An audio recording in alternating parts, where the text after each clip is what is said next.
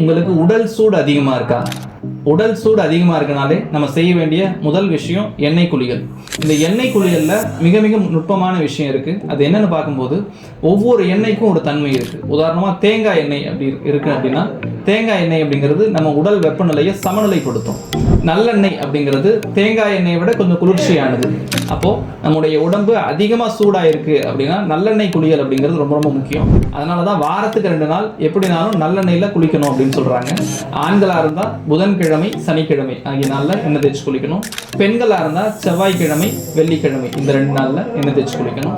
இந்த நல்லெண்ணெயை விட குளிர்ச்சியான எண்ணெய், அதாவது நம்ம உடம்பு வந்து மிக மிக அதிகமாக வெப்பம் அடைஞ்சிருச்சு அப்படின்னா நல்லெண்ணெயை விட குளிர்ச்சியான எண்ணெய் விளக்கெண்ணெய்.